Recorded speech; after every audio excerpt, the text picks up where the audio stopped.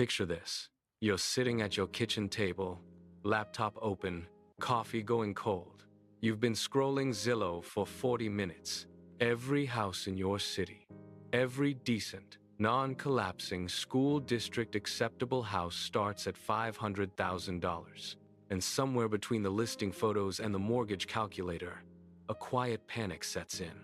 Did I miss something? Did everyone else get a memo I didn't? You didn't miss anything. You just walked into the most uncomfortable math problem in modern American life. Today, we're gonna solve it completely honestly. Not the bank's version, not the real estate agent's version, the real version. Because there's a massive gap between what the system tells you is affordable and what actually happens to your life when you sign those papers. Let's start with a number that will ground everything else. In 2026, the median household income in the United States is approximately $85,000 a year. And in dozens of American cities, Denver, Austin, Phoenix, Seattle, Miami, and anything within commuting distance of a major metro, $500,000 is not a luxury. It's the entry price. That's what gets you a 1,200 square foot house with outdated fixtures, a yard that fits one lawn chair, and neighbors close enough that you can hear their arguments. So the system is quietly asking families earning $85,000 to afford homes that cost 6 times their annual income. One generation ago, the standard rule was 3 times your income. Suddenly, we've doubled it, and no one called a meeting. Here's where nobody tells you the truth about the down payment. The traditional 20% down on a $500,000 house is $100,000 in cash, just sitting there, liquid, ready. The median American savings account holds around $8,000. Let that ratio settle. You need $100,000. The average person has $8,000. You are not slightly behind. You are 12 years behind, and that's assuming home prices freeze completely, which they have never done in modern history. So most people skip the 20% down. They put down 5% or 10% and feel clever for finding a workaround. But that workaround has a name: PMI, private mortgage insurance. This is a monthly fee, anywhere from $200 to $400 that you pay the bank to protect the bank. Because they're nervous, you might not be able to pay the bank. You're paying a penalty for not being wealthy enough before your first mortgage payment even clears. Now, let's actually run the numbers, all of them. You've scraped together $50,000 for a 10% down payment. That leaves a $450,000 loan. At today's interest rates hovering between 6.5% and 7%, your principal and interest payment lands around $2,850 per month. But that's not your housing cost. That's just the opening act. Property taxes, $400 to $600 per month, depending on your state. In Texas or New Jersey, it's closer to $800. Homeowner's insurance, $250 to $350 per month, and climbing. Because climate risk has made insurers very expensive. Maintenance. The standard rule is 1% of your home's value per year. On a $500,000 home, that's $5,000 annually, or $417 per month. And this isn't optional. The water heater doesn't care about your budget. PMI, another $300. Add it up. Your real monthly housing cost is $4,317 to $4,500 per month. And that's a calm month. No surprises. Now let's meet a family who's living this. Mark and Sarah are both professionals. She's in healthcare administration. He's in tech sales. Combined, they pull in $165,000 a year, well above average, solidly upper middle class.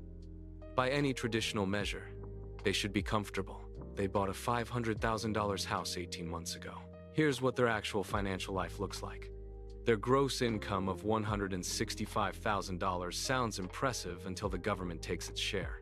After federal taxes, state taxes, and FICA, they take home about $9,800 a month. Subtract their $4,400 housing cost. They're left with $5,400 for everything else. 2 car payments, $850. Car insurance, $280. gas and transportation, $320. Student loans. Both of them needed degrees for the jobs that got them the mortgage, $700.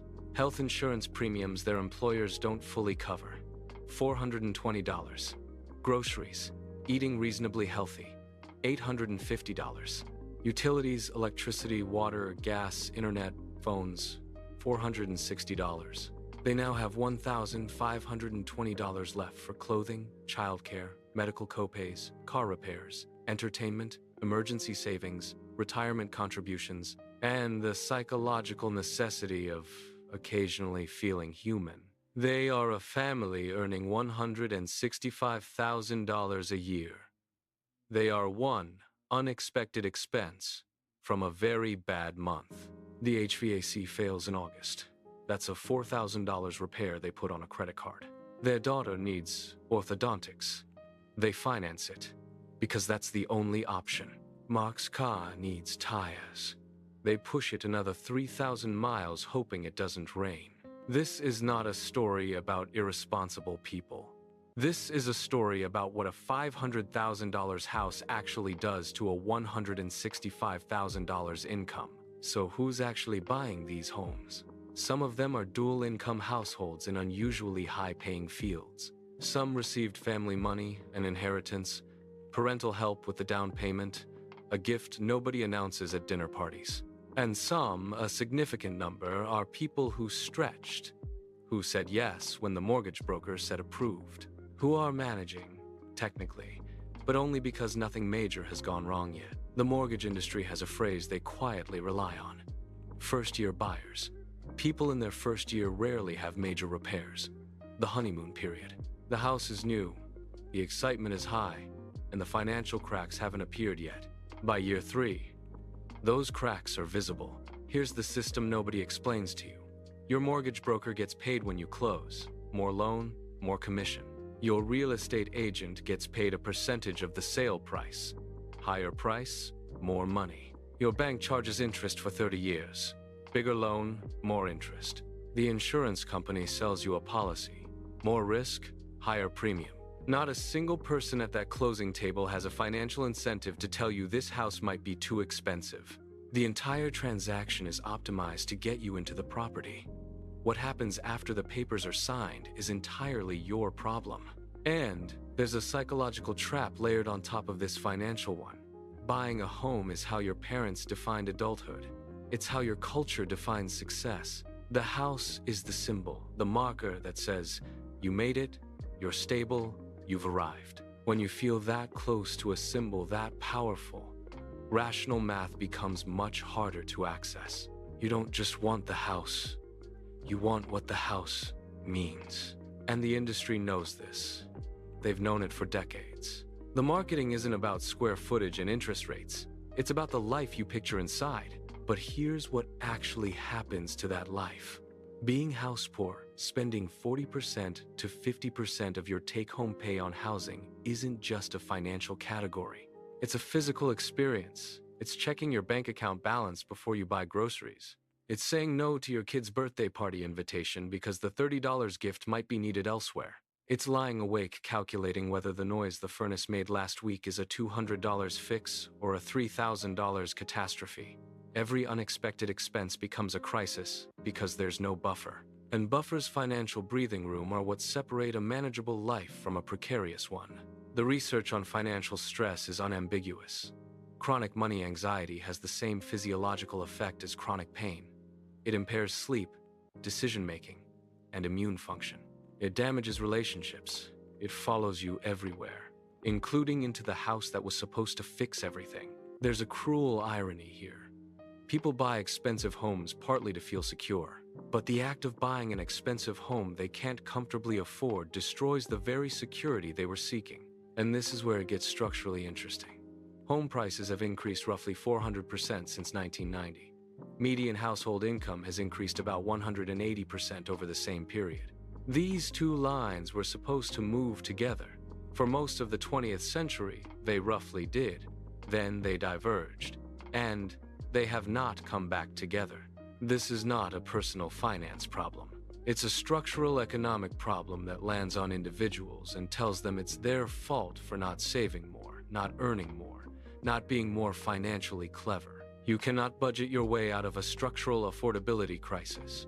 The math doesn't work at the personal level because it doesn't work at the systemic level either. So what's the honest answer? If your household income is below $130,000 to $140,000, and you're looking at $500,000 homes, the question isn't whether you can technically get approved. Of course, you can get approved. Banks approve people right up to the edge of default. The question is, what kind of life will you actually have inside that house? Will you be able to handle a major repair without financial panic? Will you be able to save for retirement while making the mortgage? Will you be able to absorb one job disruption, one health event, one market correction without losing everything? If the honest answer to those questions is no, the house isn't affordable, regardless of what the approval letter says. There are genuinely better paths. Renting while investing. The difference in index funds has historically outperformed house poor ownership, especially in high-cost markets. Looking at smaller markets, smaller homes, or homes priced below what you qualify for, preserves the financial margin that makes life actually livable. The boring truth of wealth building isn't owning the most expensive asset you can possibly finance. It's having money left over to invest consistently, handle emergencies without crisis, and sleep without calculating if you can make next month's payment. Here's the final thought to leave you with. The most financially dangerous moment in this process isn't when you make an offer. It's the moment when wanting something badly enough makes the math feel negotiable. Real estate agents call it emotional buying. Psychologists call it motivated reasoning. The result, either way, is the same. Someone is now living in a house they love and can't actually afford, wondering where the feeling of stability went. The house doesn't create security. The margin in your finances does. And no granite countertop, no vaulted ceiling, no freshly painted front door is worth trading your financial breathing room for a symbol. The real cost of a $500,000 house has never been the price. It's everything you stop being able to do the day you buy it.